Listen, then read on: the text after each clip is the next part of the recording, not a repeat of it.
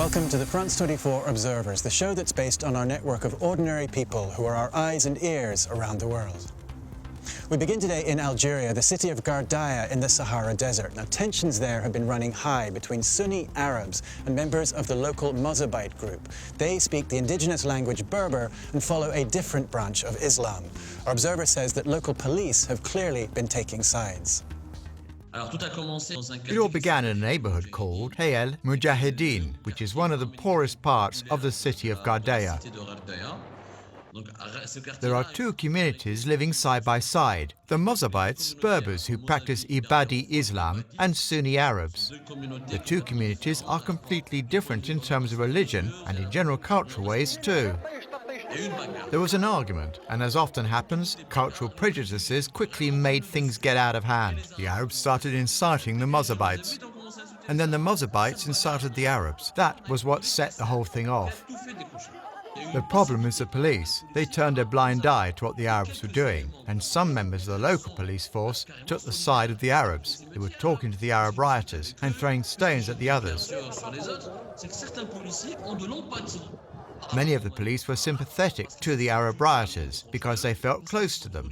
In terms of religion and culture, police officers are just as susceptible as anyone else to cultural stereotypes, to the idea that anyone who's not Sunni like them, who doesn't pray like them, must be a foreign agent, someone who wants to mess things up, to threaten the way things are.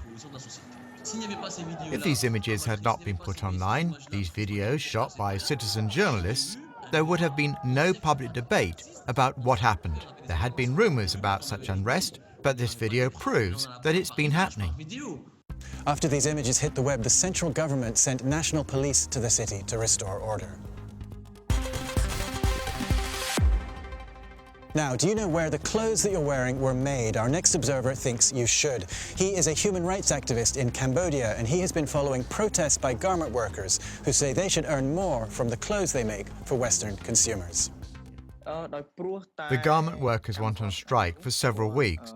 They were asking for a raise in the minimum wage from $90 a month to $160. That's completely reasonable because prices in Phnom Penh have been going up for everything: food, rent, transportation, clothing. The workers staged sit-ins in their factories. They had to break through barricades to get in. Once they were in, they blocked roads. So the authorities moved against them. You can see from the videos posted on YouTube that it wasn't the police who were in charge of the operation, but the army. It was unusual. The soldiers were very violent and even fired live rounds at the protesters. 4 people were killed and at least 40 wounded.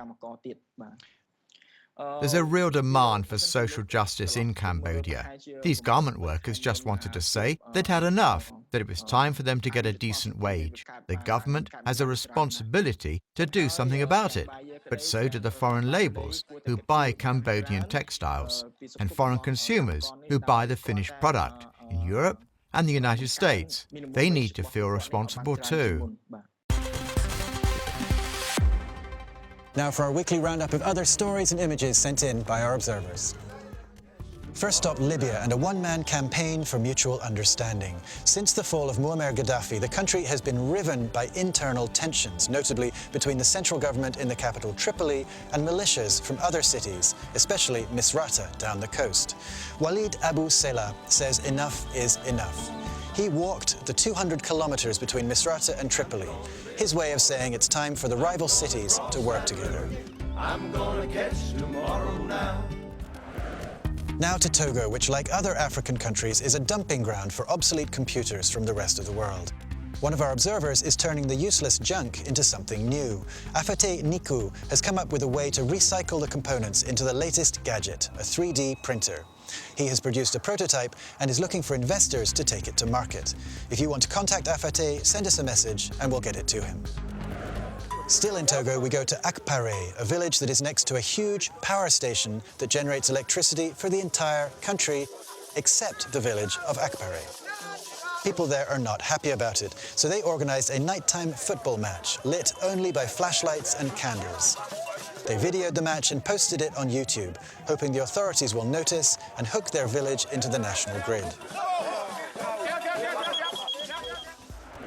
Last stop today, Iran, where women can participate in all kinds of sports as long as they're segregated from men, except for one, bodybuilding.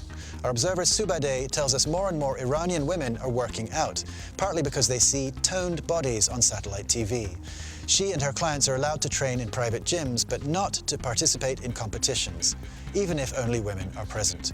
For the time being, their contests are limited to posting photos on social media. That's it for this week. As always, you can find more reports from our observers on our website, on our Facebook and Twitter pages, and on our apps for smartphones. See you next time.